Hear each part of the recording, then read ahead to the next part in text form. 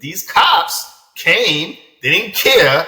They wanted me arrested so bad. They arrested me, didn't weigh nothing, didn't do nothing, told me to shut up, took the money I had that I made honestly from selling candy and coffee, and told me that I was going to jail. Welcome to the Dispensary Marketing Podcast, where we interview the top dispensary owners and experts in this space so that you can stay up to date with the latest trends and strategies that you'd otherwise miss out on. I hope you enjoy this episode. Welcome to the Dispensary Marketing Podcast, both Orrin and Lexi. Thanks for hopping on the show. Thanks for having us. No worries.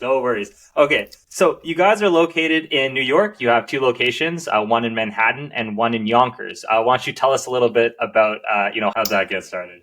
So back in the 80s or early 80s, Lambsberry was the one of the original strains. It was made famous by Bob Marley.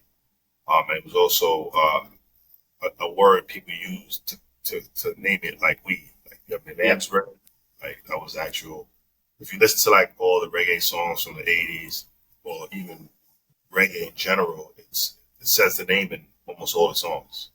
Yeah, he puts it together. Then the first time I saw my dad, he was putting it inside of his car door, and I asked him what that was, and he goes, "It's something to put on bread." So, and then I wanted people to ask me, where you come up with lamb's bread? Like it just, so it's like it was like a meaning behind the name. Yeah. Well, there you go. I asked you about lamb's bread, and now we can tell the entire world everything about it. So it'll say what it is. Yeah, exactly. So was it 2019-ish that you guys got started? 2021, 2022. Yeah. Okay. And then what was the process to kind of get that started? So I know you were talking about how you found the real estate and everything and how that all popped up. Was this something that you were thinking of like for the past few years before then? You're like, okay, I'm ready for legalization. This is what we're going to do. Like, what was that? Well, the OCM, as far as the agency that regulates the license, they're understaffed, underfunded, and they make false promises. And false hopes for like shop owners. They just don't have the manpower to regulate the industry. That's like you take someone like that manages a warehouse that's in Idaho, and then you promote them and you put them in a busy warehouse in New York City. And they don't have any staff, but it's the busiest warehouse. No matter how good of a manager they are, they're never going to be successful because they don't have the avenues or the things in place to jumpstart the program. Right. So New York is just a big mess. So are you saying? Sorry, go ahead. For instance, right? Like California legalized cannabis and like as far as medically for like 95, right? So if you think about it, they didn't legalize it or make it recreational to 2018, 2020. So at least they had 18, 20 years to even just figure it out. New York just came out the Woolworth and just legalized it, only because Jersey legalized it. Jersey's like a sister state. So when Jersey legalized it, New York was like, wow, we can't have this happen. Jersey can't beat us. And then Governor Cuomo at the time, he called everyone up and basically pushed it through, because, us as New Yorkers, we look at New Jersey as second, so when that happened, they legalized this thing and they didn't have they didn't understand like what to do. It's not like they had a medical program first and then they was weeding it out. And so they just went full fledged, and basically don't have the power to, or the resources to regulate the license. Right. They just don't. Right. It's like a failed. It's like a failed opportunity right now, as far as what's going on. So I'm super curious. So I had a chat with another dispensary owner, and we were talking about how, just because with all this compliance and stuff moves forward, it doesn't necessarily mean it's a good thing, right? And a lot of people are talking about, let's say, an example is federal legalization.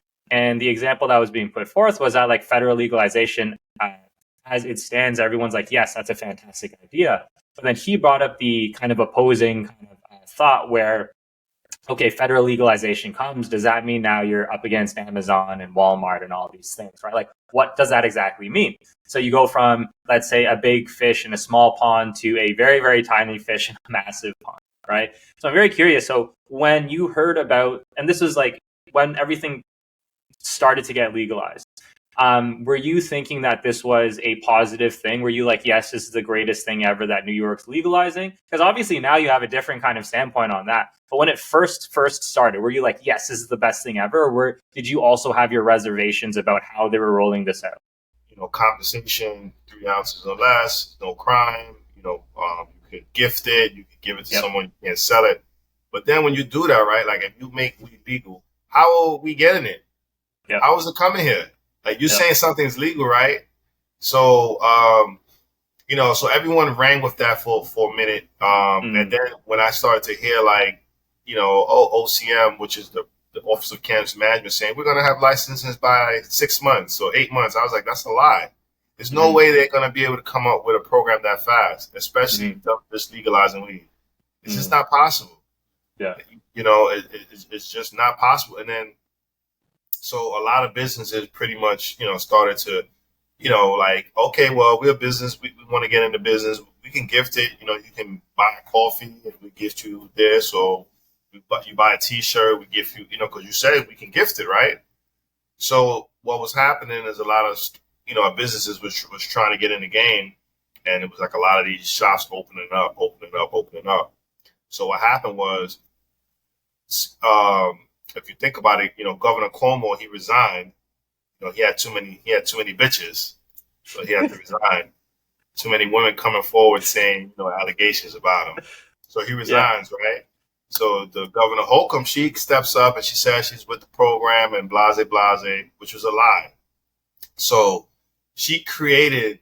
So what started to happen was, I don't know if you noticed, but if you had to guess, like the 5 largest cannabis markets in the world, what would you think they were?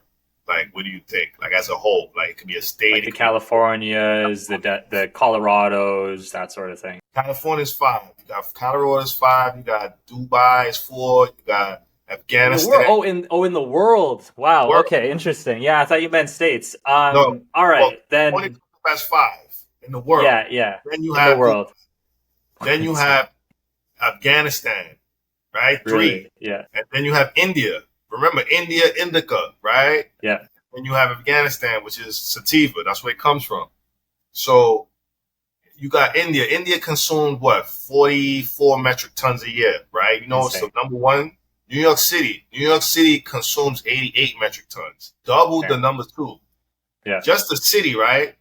Yeah. So New York City, right? They pass this law, and then basically they say, okay, whoever was growing hemp, right, automatically gets grandfathered in to get the cultivation license, right? But here's the problem. The problem is that the brown people and the minorities and the social equity people that they said they made this law for, we live in a city. We don't have hemp licenses. We don't even know what a hemp farm look like. You know who have hemp licenses? The white boys upstate that has the farms. That's they automatically get the license, right? So now they get this license. They all get happy. They start chopping up the tomato. They throw their bananas away. They say, we're going to get rich. We're going to grow weed.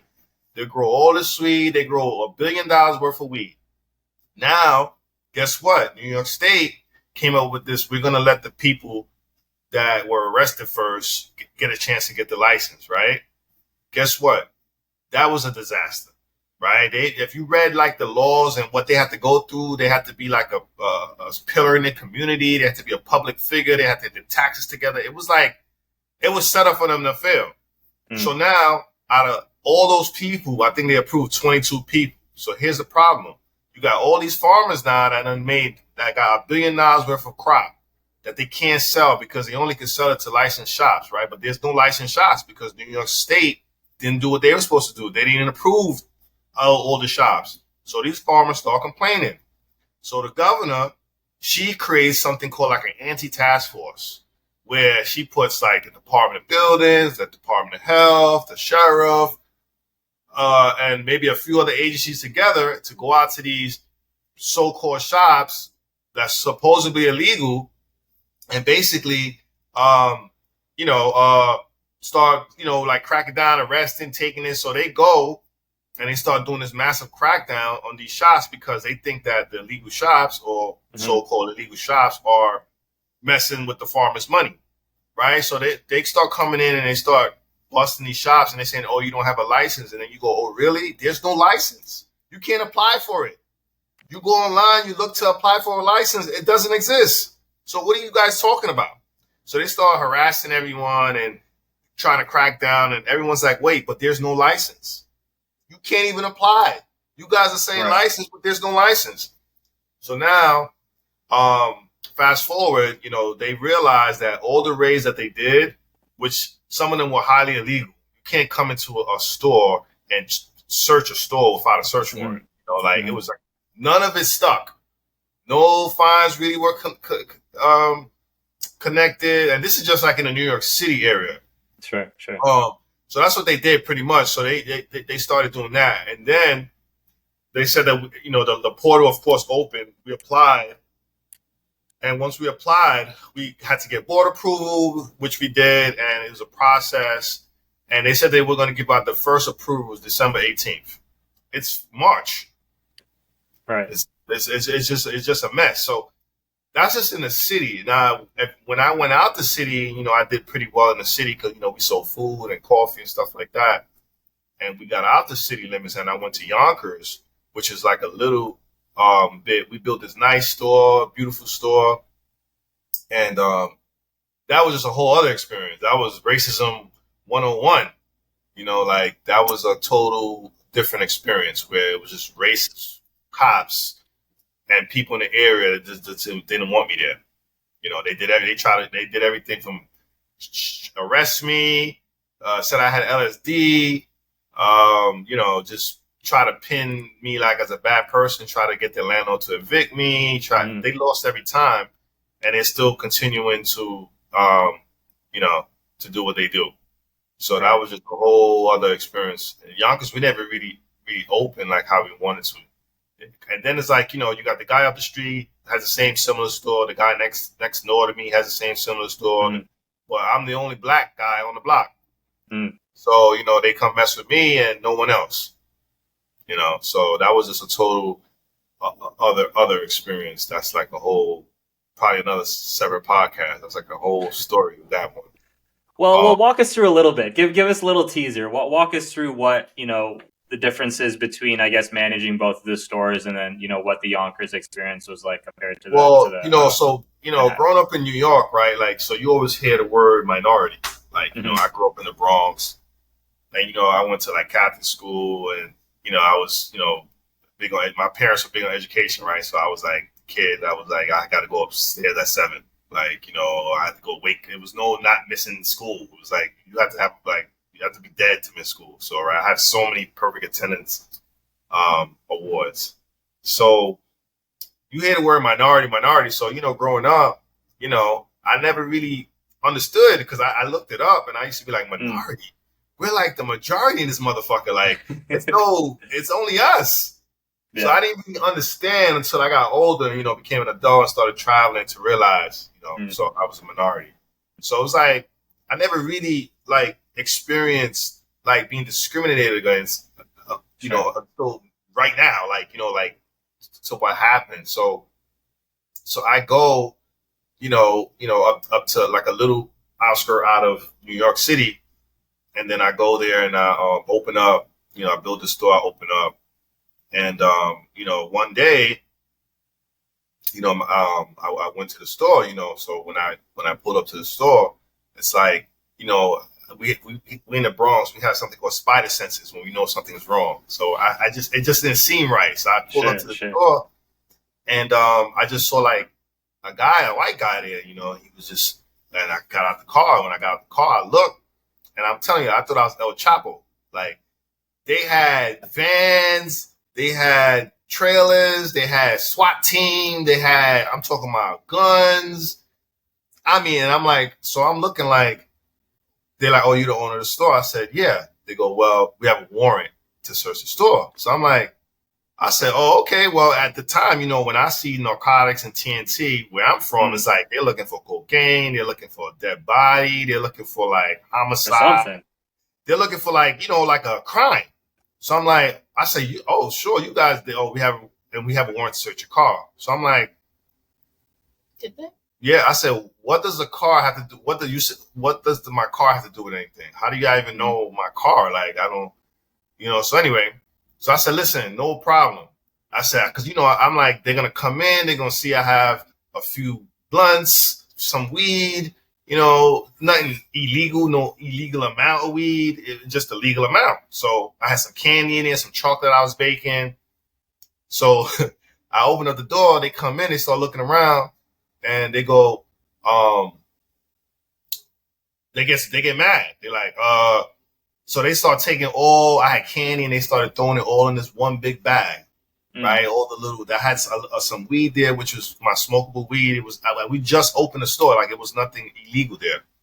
They threw it in this thing, and they told me, and I was like, what are you guys doing? And then I was opening the stuff for them because I didn't want them to break anything, right? So they go, oh, shut up, you're under arrest. You have LSD. I'm like, what's that? They're like, oh, you have these bars here, and we heard that it's LSD. And I'm like, what's that? I don't know what LSD is. I'm like, LSD? What the hell are you talking about? It's candy. Yeah. And won't you guys just weigh the weed? It's the legal amount. They told me to shut up. They put my hands behind my back. They arrest me. I had $420. They took it.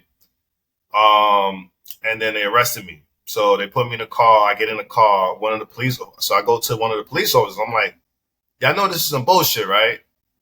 He goes, look, man, I haven't arrested anyone for weed in 4 years. So I'm like, this is some bullshit. So I get to the precinct. When I get there, I'm chilling. The arresting officers, they come back, and they're like, with a knapsack. I had a book bag, which was like a book bag.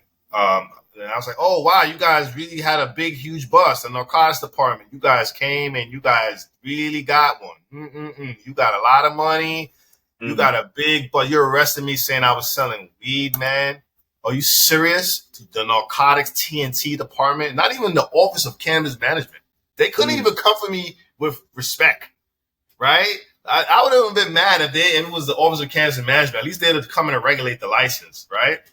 So they go take me in the room and they start asking me questions. And, I'm like on the interrogation thing. I'm laughing like, to show another 48. So I'm like, is this a joke? Like, are you guys serious? Like, you arrested me for weed. You didn't even weigh it. You didn't even do anything. You just arrested me. So they go, well, we had a lot of complaints and blase. So one of the police officers like, so you didn't do your homework. This isn't the Bronx. This is in Yonkers. So I'm like, well, what is that supposed to mean? So when I figured it out,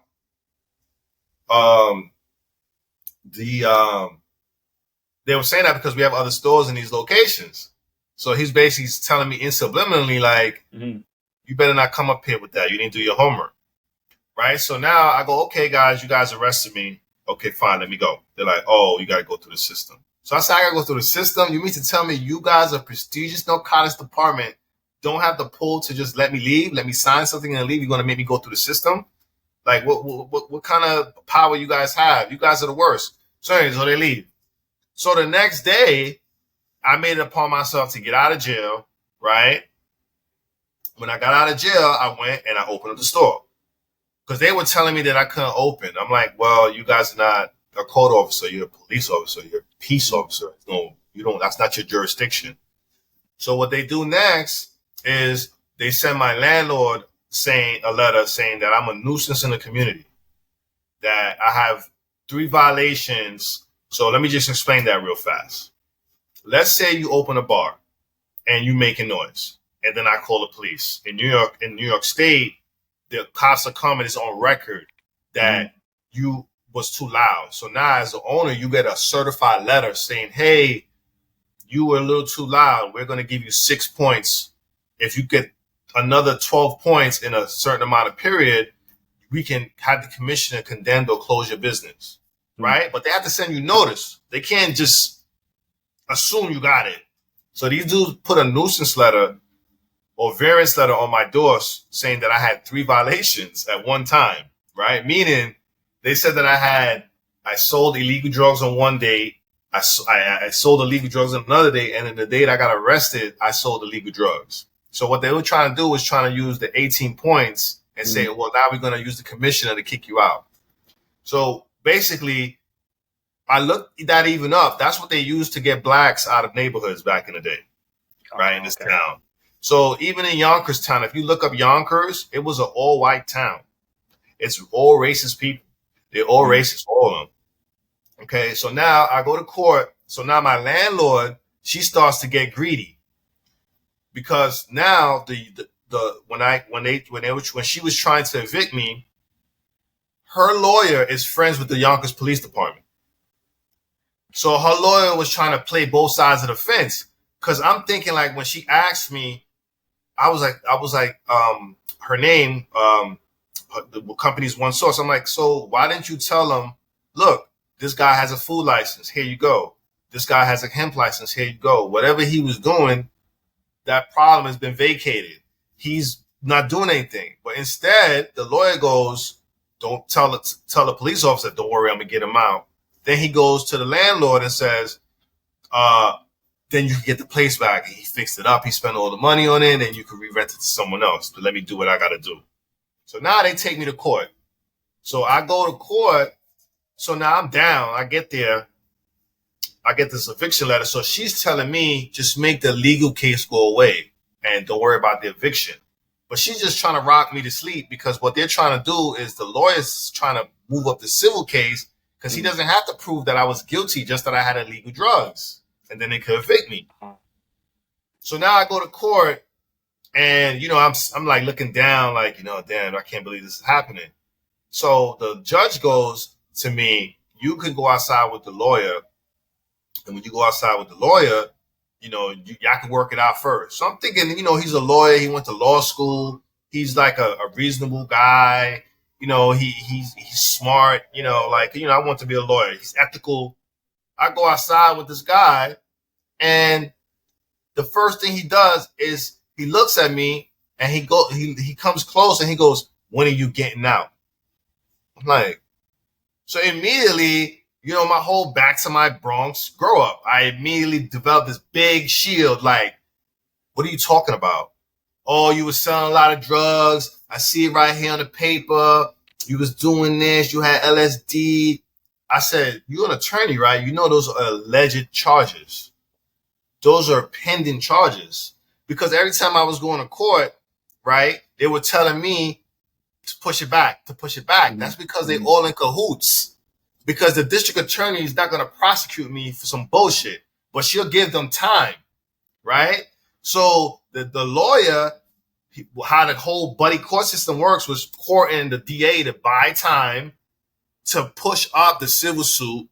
Then the lawyer was also friends with the police officers that he had come testify on a civil suit, on a housing situation. So now when I get to court and he's like, yeah, I'm going to have the police officers come and testify. And I'm like, but these are alleged charges. I was arrested wrong. And see, you selling, and he didn't let me talk. So I was like, are you going to let me talk, man? So he kept talking. So I couldn't take it no more. So I said, you're a fucking scumbag. Shut the fuck up. Right? And he goes, so I get in his face. I'm like, are you going to let me talk? So he shuts up. He backs up. I'm like, these are alleged charges. You're guilty. You're not innocent till proven guilty. I'm innocent till proven guilty. This is bullshit. You got to at least allow this to run through if this is what you're going to build your case over, right? So then he goes, to the court officer, this guy, he's being aggressive. I said, why? Because you're a scumbag. You're the scum of the earth. You're a scumbag. So we go inside the courtroom and, he goes to the attorney, to the judge, and he starts like, this guy was arrested multiple times for this, for that.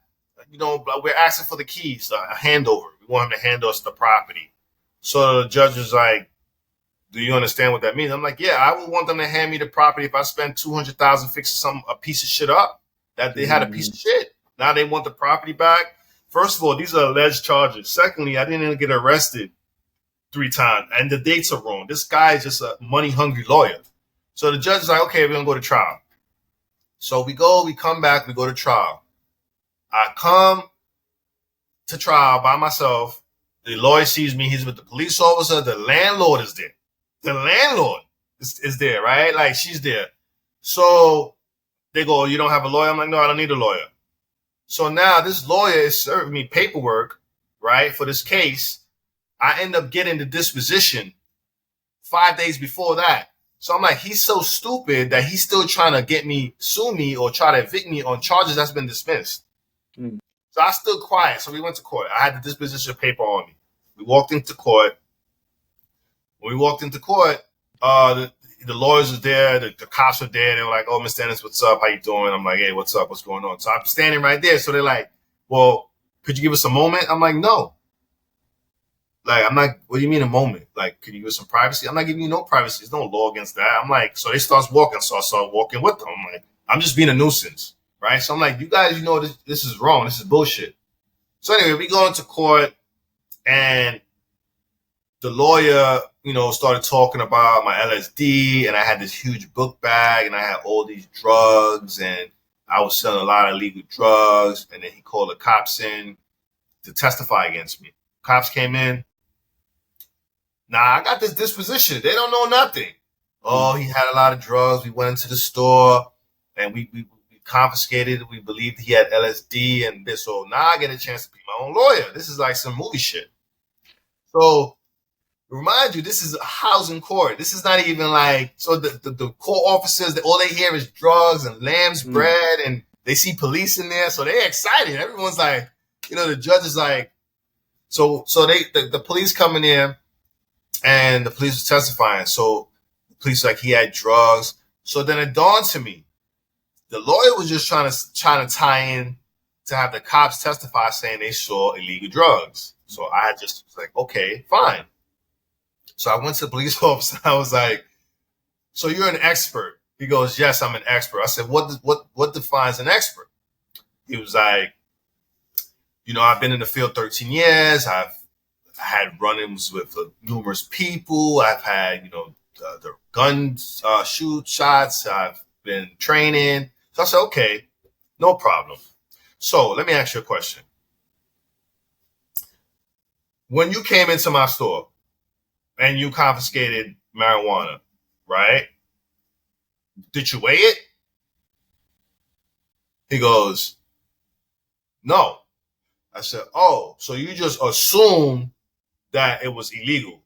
And my next question, what is the legal amount of cannabis a person can have on their party before it's illegal? You know what he said? He said he don't know. But you're an expert. You're an expert, right? You're an expert. Okay, the stuff that you confiscated, can you provide the lab results of what they were? Oh, well, we don't have the capability. So you just arrested me for bullshit. You just came in there, you didn't like me, and you just arrested me. No more further questions. He gets off the stand. The next stupid motherfucking cop comes in there and says, oh, I saw the sign. And then I said, so you saw the sign and then you came in for weed, but you said you bought a mushroom bar. What is the amount of weed a person can have in their party? How much? What's the legal amount? 5 pounds before it's illegal. I said, oh, that's why you put 5 pounds on this paper, right? Like, because that's sorry. What is this the a different cop? No. Is this a different cop? There's two cops. Okay, so this is the second cop that you're asking. Okay. 5 pounds or over was illegal. Okay. So I said, oh, that's why you wrote 5 pounds on this paper. Mm-hmm. Oh, it goes together. You're the 5 pound man. Mm. He didn't know, basically. So he didn't know so I said, you guys just came and arrested me for no reason. I said, Your Honor, I had drugs there. Legal drugs, the legal amount of weed. But these cops came, they didn't care. They wanted me arrested so bad. They arrested me, didn't weigh nothing, didn't do nothing, told me to shut up, took the money I had that I made honestly from selling candy and coffee, and told me that I was going to jail. So yeah, I had legal drugs there, the legal amount. So I beat that case. right? The judge ruled that it wasn't enough for by me yourself, to get no lawyer, no just lawyer, no you nothing, just walking me, in. You know, this is just like me a walking in, suits. like just me walking in. So then I beat it again. So the other day, I'm in there. I'm January 18th, and police officers walking in with the Department of Buildings. That's the guy who comes in and finds something wrong, and they Is a came light in too there and find low or something whatever it wrong. is, Yeah, that sort of thing. they Yeah, okay, closed me. They closed me, and when I looked at the codes, it said I had chemicals and hazardous material in the building. I'm like, but that's not what y'all said. But then when I look at the code, it said hazardous material. You close, you got to go. So I threw them out, and I closed the door, and it just dawned to me that even if I do get this situation fixed, they're never going to stop up there. They're going to continue to harass me, no matter what I do. No matter what I do, they just don't like me there. So it's like, I'm just, I was thinking to go bring awareness and do this, and it's just like, it's to the point where it's like, at the end of the day, I mean, it's like a good old boys club up there. So that's just plain racism in Yonkers, just blatant racism. Right. I never experienced that ever. So that's what happened up there, and I'm still going through it with them, and trying to get stuff resolved, and it's only me. There's nobody else. It's just me. But then again, I'm the only black-owned business on Yonkers Avenue. There's no other black-owned businesses on Yonkers Avenue. But before we continue, if you're enjoying this episode and are looking for some marketing help for your own dispensary, you can check us out at cannabudmarketing.com or visit us in the links in the description below. Now, on to the rest of the episode. So why keep going? What's the thing that's kind of pushing you? You can't be a pioneer something and expect it to be all good, right? Like, you can't be like, oh, I want to be a pioneer of the game. I was one of the first ones, because we did establish a brand, right? Like, you found us. Right, like we're on the internet. We have a site. We have customers that we got. We can influence decisions. We can do events. We can throw parties. People know the name. The good thing was countless people have come to the Yonkers store and was like, oh, I knew you guys from Harlem. I saw the sign. I saw the logo. Or I saw this. And that's one of the things Yonkers hate, because it's a branded logo. Because it's a marquee sign that was permitted by the city of Yonkers, so they can't do nothing with that. So you can't be a pioneer to something and then expect it to be easy. Right. Then how does it work? Like, how do you be a pioneer of something and then it's like, we just came and we just went and it was just I don't think anything works like that. Right. Like, you don't get big muscles if you don't go to the gym all the time and eat right and work out. Exactly. Exactly. I'm gonna take this pill and then I'm gonna look like like something else. So there's a saying that I really like, and it's this is what hard feels like. So when you're actually when you're going through something, you're like, did you say to yourself, did you think it was going to be easy? The answer is no, and you thought it was going to be hard. Then this is what hard feels like, and you got to do what's required to kind of get the job done, right? Did you think it would be this hard?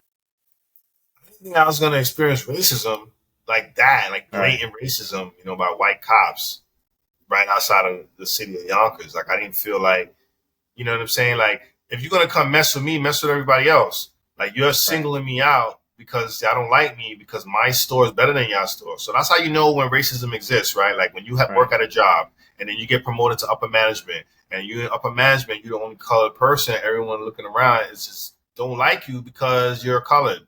Why? Right. That's when you look around and be like, damn, oh, shit, I see what it means now. I'm a minority in this motherfucker. But you don't notice that when you in the field working with your peers. But then when you get promoted and you get that upper management, you start looking around, you're like, I see why they have these programs for minorities. I see why they have colleges go recruit Asians and brown people, because we would have never stood a chance to even come to the school. Right. And then when you get to the school, they say, oh, it's because you were Asian or because you were black. No, because in order for me to come to the school, I had to be the best out where I was. Was recruited because I was the best, not because I was a certain race. And then you start seeing why all these things are in place. And I just never would have thought that, Yonkers, just right outside our city limits, was like that, you know, that racist. Just it's racist. Right. Sorry. Right. Just ass white cops. That was one hell of an intro. So I was speaking to Lexi about kind of like how the calls normally go. And the first part of it is, kind of tell us about your journey, tell us about yourself, kind of the pitfalls, the obstacles, and things that you've gone through. And that's probably one of the most intense kind of like tell us about yourself intros that, I've had on this call. So, I mean, first off, like, obviously this is something to look back on. And I always say that at the end of the day, when all of this stuff is done, what you really have is your stories that you can kind of tell to the people that you care about at the end of the day. Right. And this is one hell of a story. But one thing that you also spoke about was, you built a brand, right? And building a brand is being able to influence at scale. So the reason why people wear the Nikes over a Nike shirt over a white shirt from Walmart, or a Gucci shirt over a Nike shirt, or whatever it is mostly because of brand. Right. And I think that's a hard code to crack, is like, how do you influence people at scale? So how do you influence people at scale? How have you been able to build a brand? What are the things that you've gone into to try and just strategize about to build Lamb's Bread to what it's, Well, I what mean, it's going to be today? as a fellow New Yorker, like I ran these streets out here. It's how Right. like I know it's not like I'm not a transplant. I grew up here. I went to school here. I know the culture. And it's like New York is a fuck you, pay me state. It's Right. like, oh, the weed wasn't good, fuck you, pay me. Oh, the food wasn't good, oh, fuck you, pay me. Oh, the hookah ran out, fuck you, pay me. It's not. It's so much like customers that people don't have to be good. The business don't have to be good. So one of my business model was basically I wanted to bring a superior product. I wanted to bring a product that came with a warranty. Like if you don't like it or something is not right, let me know. I want to make your experience 100% before you leave. Mhm. So like that's why we got the reviews. That's why we try to be customer orientated. We want to turn a customer or a customer into a client, right? Like Right. they come in as a customer, then when they think of what they want, they come in and now they're a client. Now they're buying everything we have to offer, right? We make it like a lifestyle. Like you come in, you want this, we got it. You want that, we got it. If you don't know about something, we tell you about it. The salespeople there are knowledgeable, friendly, have good teeth, have a good smile, just the basics of just trying to just do good business. And we started by making a beautiful store. We did the hardwood floors, we bought all everything new, we made everything look like an experience. And then, we hired the right people and we try to have a superior product, try to have warranty to the product, and we try to have things that other places don't have. I think that that's how we came in, and we had a lot of selection in the beginning of our products. And I think that's what made us kind of different. Because, everyone's going to come and try to sell what we sell or do what we do. But if they know our brand, then, we'll be different. What does a superior product mean to you? Like, a superior what product, does that depending on what it is something that's going to give you the entourage effect. Like, let's say you're hungry, right? And you in your mind, you envision you want to eat a cheeseburger. And in your mind, you know what you want the cheeseburger to taste like. You know what you want on it. You know what the texture is on it. So you go in your mind, you're like, I'm going to get it from here. And then you go to the place and then you say, let me get a cheeseburger. You order it. It comes out. It looks exactly the way you want. It smells exactly the way you thought about it. You bite into it. It tastes, the textures, everything you thought about. You're satisfied. That's the entourage effect. So when somebody comes in and wants to buy something from us, we want it to be from beginning to end the best. So we try to source products, source things we buy, be careful who we get things from, make sure things are coming from a great source. So we basically source it first, then we try it, and then we put it out. So we want to make sure that when someone buys something from us or gets something from us, it's going to give them the closest to an entourage effect. So you guys go through your own internal quality kind of I guess, checklist, whether it's like an actual Yes. checklist or just like mentally checklist. You kind of have your inner circle of people that are going to test it, say, okay, this is going to be the thing that we're going to put out. And then after that, pretty much the market decides. If they buy it, then great. If they don't, then you have to swap out the product for something else. Right. Right. On the testing standpoint, when you mentioned that you found good staff and employees to kind of come in and kind of help steer the ship, as good as you are, you still need a good team to kind of help manage things all around. How did you go about, let's say, how'd you find Lexi, to be able to kind of help with a lot of this stuff? It was organically. I mean, she just ended up having to, live in the area where the shop was, Nice. And my other guy, it was kind of easy because, like I said, I'm a New Yorker and I grew up with people, and we were like, smoking weed, like hiding and shit. So, I ended up linking up with a coworker who was my partner, who was like one of my best friends, and we used to be the weed people. We used to go out and say, "Yo, we're gonna go buy weed." Everybody would give us money. We would go get weed, come back, divide it up. We was always like the weed people. So it's good that we're doing it together because, we're doing the same thing now, but just on a larger scale. So, it was easy for me to find the right people because, I like I said, I'm from here. I'm a native. Right. Yeah. Would you do this all over again? No, I wouldn't. Interesting. You're the first person that said you wouldn't. No. Is it? Why? Because it's no real program. It's like, okay, you go invest this money, you put it up this money, and it's like you fighting against a lot of stuff. So it's like you don't really have a fair chance because anything can happen. Like you get shut down, you get fined. They could come and do this. It's not like straight up, but then the money is a lot of money, and then you got to put up this money and hope everything works out. So it's not like I'm like loaded rich, like hundreds of millions. Then yeah, but it's like if you $1 million can go by so fast. Yeah. And now you're waiting for the license, and you're waiting and waiting and waiting and waiting. And it's like you can't really operate. You can't advertise. You can't do the normal things that you would, but then you have the rent and these bills that's coming in, and you can't really like maximize your business potential because you're waiting for a license. You're waiting. So it's not like we got a license and we can advertise and do the things we do, have a big merch. It's all about merchandising. People come into the store, they gotta see all these products. So it just got a lot harder because of the Governor Holcomb and the crackdowns and the stuff. So we just been keeping it light and just waiting for this approval to come. Right. Pretty much, just doing the other stuff.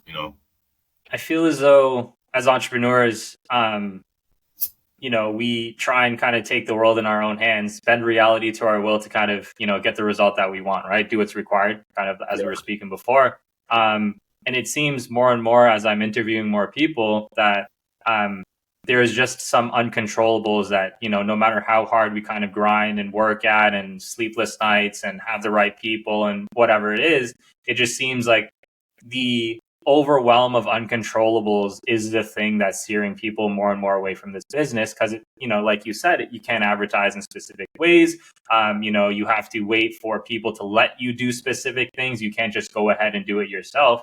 So it is very much the amount of uncontrollables in this space that it seems that is making it very difficult for people like, for people like you that have the work ethic and the grind mentality to do the thing, but still, no matter how much that is, a police officer comes in and says you're selling a bunch of illegal drugs. There's really nothing you can do about it except fight for it, and then that's another uphill battle, right? Yeah, and then you got the fines, and you got the people coming in saying you got doing this wrong, and then it'd be bullshit. It literally really be bullshit. Like, and then you got to deal with it. So it's like, the good thing I could say, like what we did because we created the brand Lamb's Bread. We could be Lamb's Bread Tavern. We could be Lamb's Bread Bar and Grill. We have the community.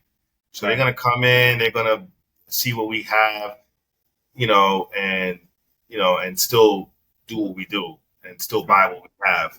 But as far as like licensing and just like with the state and just with like, with the gist of it. You guys created this program and said that it was for brown and black people, right? But we're the ones still getting arrested for it. Mm. We go try to do the loopholes, jump through the loopholes, but then we're the ones still getting arrested for it. But you said it was for us. But then, Right. like it's not. It's it is what it is. So I think that, I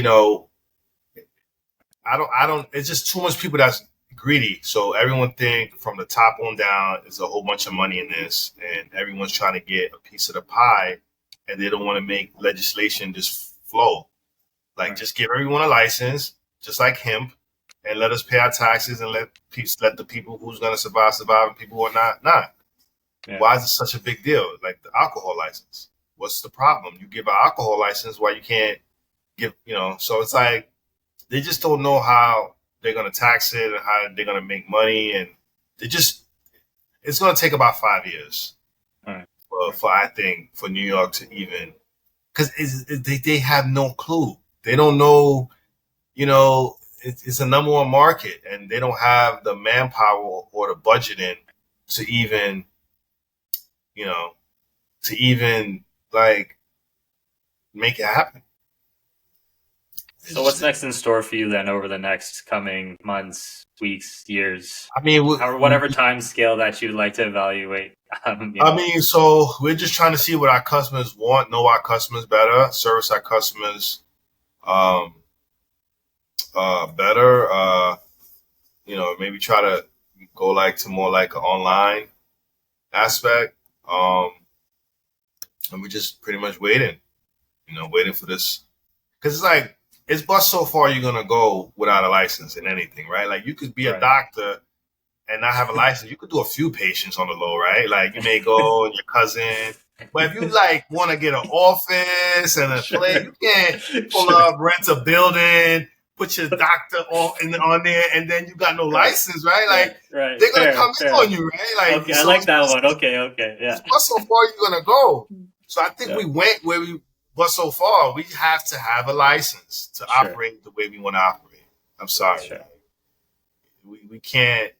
And then the doctor's like, I can't go back to just operating on people because I have these bills now. So I need the facility. I need the facility money. So it's like, I was better off staying small. At least I didn't have this big overhead now. Now I got this big overhead, but now I can't operate like I want to. I can't utilize the space. I can't advertise. I can't have people come. I can't do this. I can't do that.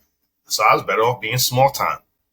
Yeah, that's kind of like basically what everyone's at. Like, you guys don't bother the corner guy selling weed, but you want to come bother me, and I'm doing it in a business.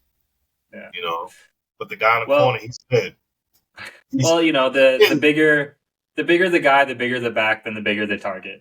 That's kind of how it is, right? The whole heavy is the head. Great power comes great responsibility. That sort of thing, right? And again, like you said it yourself, like you are a pioneer in this space, and the things that pioneers go through to be able to achieve the thing that they want is drastically harder than, the people coming in later, because you don't have a blueprint, right? You're very much just like kind of just knocking through these walls like the Kool-Aid man over and over and over again, and trying to make sure that you can kind of break through just a bunch of things, right? And whether or not there's a wall that you cannot break through or there is a wall that you can break through is yet to be, decided. But I think the fact that you are attempting to continue breaking through these walls is the thing that's going to inspire other people to kind of, do it themselves as well. So my question to follow up on that is, you are the person kind of breaking down as many walls as you can. But if somebody were to kind of, let's say, they ignored everything you said about all of the issues and all the racism and all the compliance and all the fines and the fees and all these things, and said, despite all of this, Orrin, I still want to start a dispensary and I still want to start all this stuff up. What would you tell them? I mean, I would tell them go right ahead. I mean, I would tell them, I would say, look, like, if you're trying to start a dispense and you can get the license and everything is good, but it's just like any other business, right? It's just like Cali. Sure. So people be like, oh, I'm gonna go to Cali, I'm gonna grow weed. or I mean, I'm gonna go to Cali, I'm gonna sell weed, and I'm like, okay, well, do you know how much competition is in California, bro? Like, you're gonna go to Cali, you're gonna go to a saturated market. You're gonna go to everyone's gonna have it, so it's not gonna be worth how you think it is, right? So you had California legalized, you had all these friends of mine. You had all these investors coming from Europe. Oh, we're gonna be rich. They started investing money into these facilities. These people are taking all this money, and I'm saying to myself, like, yeah, he may have given you 10 million, but you're gonna be in debt. You're gonna have to pay 10 million back. Mm-hmm. So even though you got the money, and by the time you do the math and you operate big, you're gonna be a slave to this guy for 5-10 years.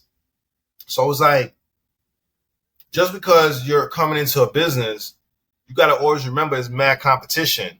And it's just like any other business. You're still going to have to work. You're still going to eat. So even if someone got their license tomorrow, right, they're going to still have to have a marketing plan. They're still going to have to know how to market. They're still going to have to know how to have customers come in. They're still going to have to know how to build their brand. Because just because you got a license doesn't mean anything, right? So it's like any business. If you got passion about the business and you like doing it and you want to succeed, go into the business for that, and then the money's going to come. But if you're just doing it because you think it's so much money, that's not the right way to go about it. Right. I would also say from the marketing side, I think that if you want to go forward with opening a dispensary, you have to have a plan. Like, you have to have a plan in case this happens. You have to have a plan in case this happens. Like, even like just like every step, you need to think about like the potential barriers and like consequences. And I also think that an online presence can speak like a lot more, especially even though like New York is so big and you can just get so much traffic by people walking by and happening across your store. Like, the internet, especially like in today's age, is like so many people are looking up weed. So many people are looking up like dispensary near me. And so like if you can really find like an audience online and cater to that and grow from there, I think that would minimize your overhead and like some of the bills you have to pay and still start with you creating a presence. Right. So how did you kind of come to that conclusion from a marketing standpoint? In terms of, so we spoke about all the compliance issues and stuff like that. You can't necessarily go and send out a bunch of flyers saying, come to my store. I mean, you can, right? But it depends on what scale, is what we spoke about before. What has formed your kind of perspective on marketing dispensaries as a whole? Well, it's funny we're talking about this because I just saw something or read something that says, oh, we're going to go at the governor needs to go after Google and Meta, because they have all these stores listed on Google and Meta, and they're not licensed and this and that. So they're trying to shut that down now, right? So, I mean, it's more like on a field standpoint, like at the state, if somebody comes shut you down and you had a customer that's been ordering that's never been to your store, you can never be shut down. Right? And I think like also, I guess like last I heard, like Meta, you can't, there's not a lot of like weed advertising and social stuff you can do on Facebook and stuff. So, but when it comes to like being regulated at a business, like New York can come in, they can inspect you, they can regulate you, whatever. But like when you're online, it's harder to take that online presence down.